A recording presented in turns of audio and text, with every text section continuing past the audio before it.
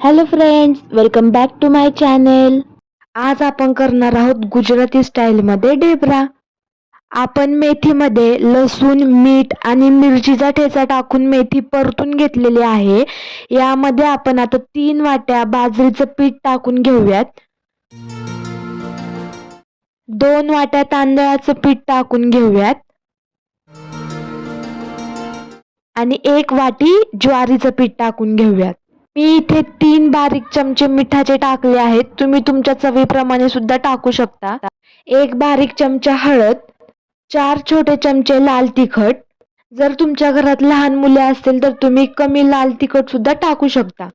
1 मोठा चमचा ओवा, तो आपण असा बारीक करून टाकून घेऊयात. हे सर्व मिश्रण आपण मिक्स करून घेऊयात आणि भाकरीसाठी पीठ मळतो तसेच पाणी टाकून हे ढेबराचं पीठ मळून घेऊयात. पीठ मळून झालं की त्याला 5 ते 10 मिनिटे आपण झाकून ठेवणार आहोत. 5 ते 10 मिनिटानंतर हे पीठ अगदी मऊ होतं.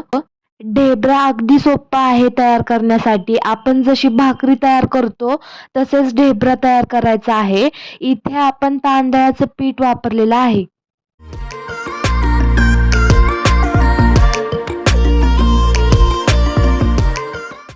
ढेबरा हा अगदी पातळ असा थापून घ्यायचा आहे. तवा गरम झाला की त्यावर आपण तेल किंवा तूप टाकून हा ढेबरा असा मस्तपैकी भाजून घेणार आहोत.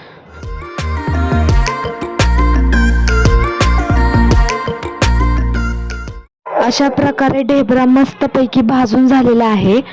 तुम्ही देखील घरी नक्की ट्राय करा हा गुजराती स्टाईल ढेबरा आणि कमेंट बॉक्समध्ये नक्की सांगा कसा झाला आहे तो.